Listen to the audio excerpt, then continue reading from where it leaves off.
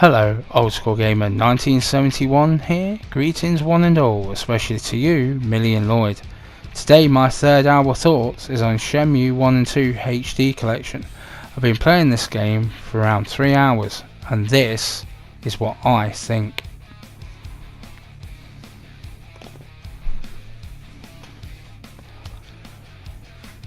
Shenmue 1 and 2 HD collection, brought to us by D3T. It's an action adventure and came to the PlayStation 4 in 2018. It is a remake of the Dreamcast originals. They are classics, but confession time. Forgive me, Father, for I have sinned. My child, how have you sinned this week? My father, I love action adventure games. How the good book has told us. Yes, my child, please continue. My love has never faltered. This is good, my son, but therefore how have you sinned? My father, before today, I had never played a Shenmue game. Heathen!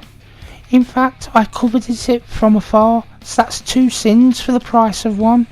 Heathen! Does your sinning know no bounds? I was looking forward to this. I've watched the Strange Play review. He is a friend of mine and I've known him for years.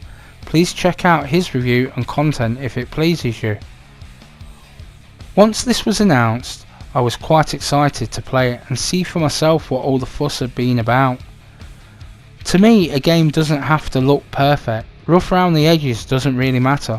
It has to interest me, mostly by story or as a lazy play for the night time. I'm also looking forward to the third entry in this franchise that may be coming out later this year. D3T are a British developer, having worked on the PlayStation 2 version of Lemmings, PlayStation 4 version of Mega Drive Classics, and now Shenmue 1 and 2 HD collection. I am glad that something is being done with the classics. Please look at my review this week. It's another remake of a Sega classic.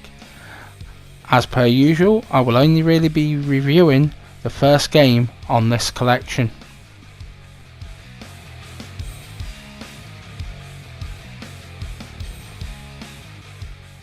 Get ready as I murder some names. You play as Ryu Hazuki, who is hunting his father's killer. Ryu was incapacitated and they asked for a mirror. They threatened Ryu's life and his father gave up the information. They then kill Ryu's father. Ryu's father died in his arms, having witnessed himself what went down. Described as an epic tale of revenge, you have fights mixed with social interactions. It's pretty much a life simulator with fighting in between. At the time of its initial release, it was the most expensive game ever developed. The original game was supposed to show what the Dreamcast could do, and it did a good job of that. Now games have moved on, and sometimes I like to look at gaming history, and most certainly this is. So is Shenmue 1 and 2 a classic collection, or Shenmue 1 and 2 Electric Boogaloo?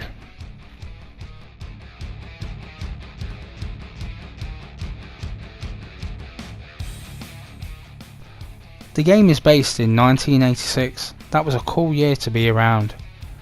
You enter your family house grounds and find Ino, the housekeeper, outside. She lies injured just outside the front door. She warns you about going into the dojo. As you get closer to your father's dojo, one of his students, Fook, flies outside the dojo. You step inside to see your father being questioned about the mirror. Your father and Landy then battle. Your father is defeated. Landy then attacks you, and almost at once you are incapacitated.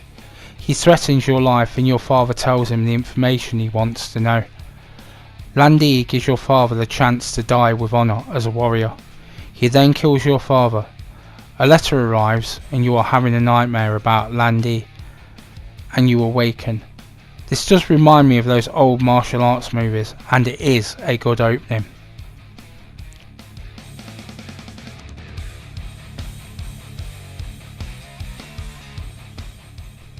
So let's take a look at the in-game graphics. Sega was so confident in the in-game graphics that they used them for the cutscenes, and at the time they were right to do so.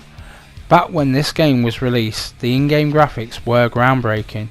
There was nothing else out there like it. Now when we look back, we can see a few little tricks that they use. Remember, this space was a thing at the time.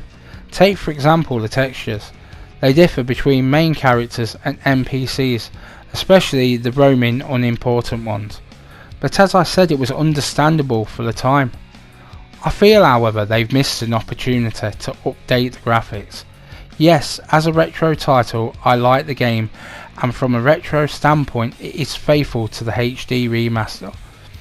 But maybe a little work? Wonder Boy you could switch between the original and new graphics. Also worthy of note is the arcade games. They are pretty much pixel perfect. I love some space area, and with the jukebox I could listen to Outrun soundtrack whilst playing. This was excellent to revisit, or in fact visit for the first time. Just remember, this has not been changed in any way. It's true to itself, warts and all. For me, I am okay with the graphics, but please be aware that the graphics and animation are exactly like the original, so the pop in pop out of the characters on the street is still present.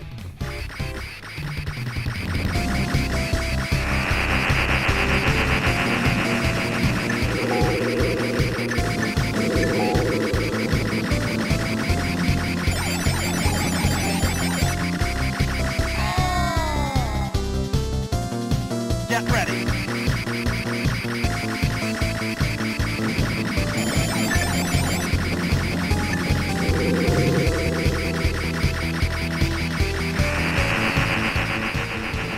Sound. It depends upon how you want to look at this. Either, well done, it's the original voiceover, or, oh no, it's the original voiceover. I find the Japanese voiceover better. Fortunately, the sound on the arcade games is authentic. As a whole, the sound is of poor quality. However, it doesn't remove from the overall atmosphere, and here is why. It reminds me of the dubbing on the old 70s and 80s kung fu movies. They were laugh a minute. I also feel that some of the music doesn't really fit the game, which is a shame. There might have been a copyright problem, but there is also Spotify to fall back on. I really hope for some licensed tracks in Shenmue 3, but also hope that it's still based in 1986.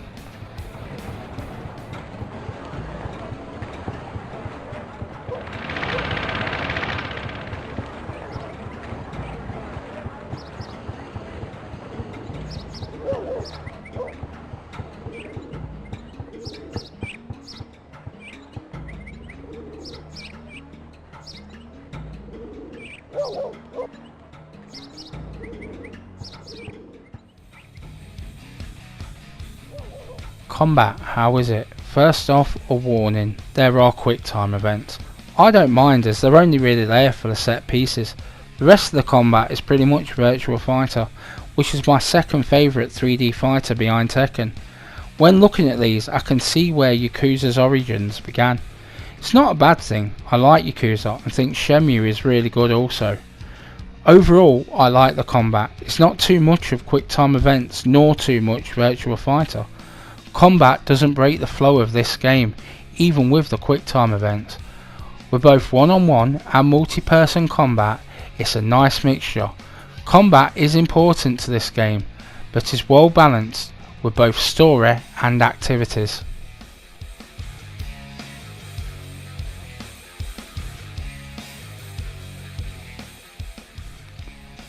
How about the gameplay? There is a lot to do in this game. Arcade games to play, pool, darts and jukeboxes. This was unheard of at the time. Getting a job on the docks, earning money to buy a ticket, part of the story, so I won't spoil any more than I already have here. It is also good to mix the adventure with the mundane. I like how it's not a fight a minute. This seems quite sensible. Not everyone in the world would be against you. This gives you chance to move around the area and gather information you need. I like how not everyone will talk to you. In fact, some people are quite rude to you. As said, quick time events are present, but these are 4 set pieces as said. There are not too many. It does make me ask the question, however, is it better to have quick time events or a cutscene with no interaction at all? The controls are mapped well, it's easy enough to pick up and play.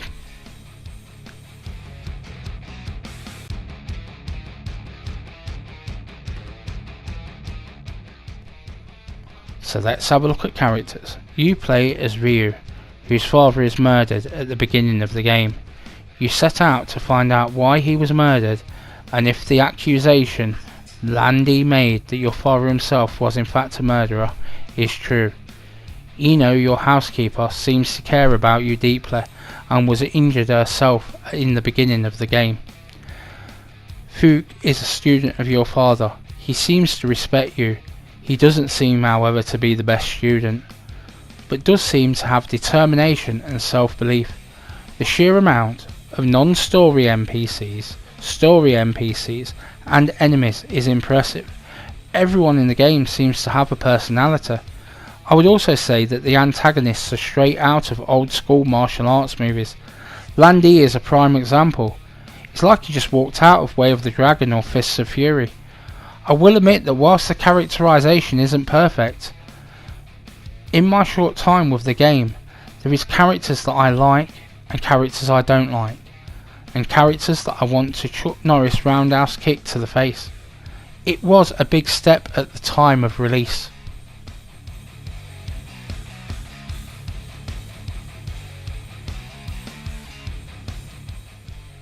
So atmosphere, okay, I will admit, it took time to get into this game, but once I did, I didn't want to put it down.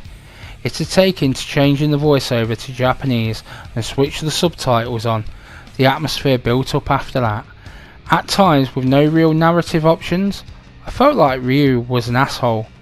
It was at this point I realised that if he wasn't, that I wouldn't have cared.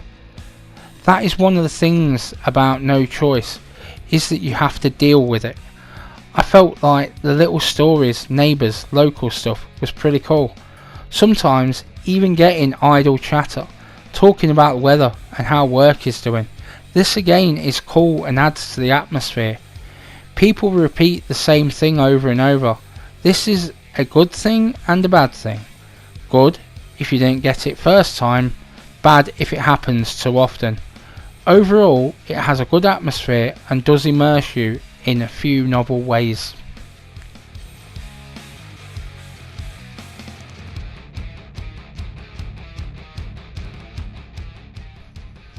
So is there still interest after 3 hours going on 6? Yes, there most certainly is. Now do not get me wrong, this game is far from perfect. However, I do really like this game. There is a lot to like. I still find myself wanting to return to this world. The open world compared to a nowadays game is small by comparison, especially to some of the most recent sandboxes. However, as with the Yakuza games, they also have small maps, and yet they're always rammed to the rafters with things to do. I like how the game's story goes as fast as you want it to. I like how you can open your front door and can fast travel to a location. Different opening and closing times for shops and businesses adds to an air of realism.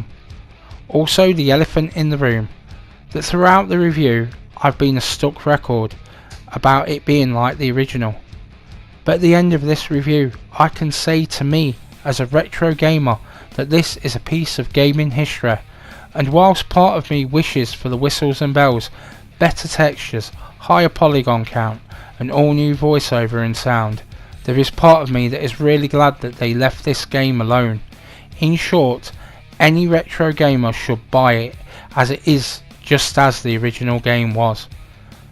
But you shouldn't buy it if graphics are all that matter in a game. So Shenmue 1 and 2 is a classic collection. So that about wraps it up. Hope you all have a good day. If this has been helpful in any way, like, comment, share and subscribe, as it helps the channel grow and makes an old man happy. I post new videos every week. Let me know what you think down below in the comments. Old School Gamer 1971 signing off.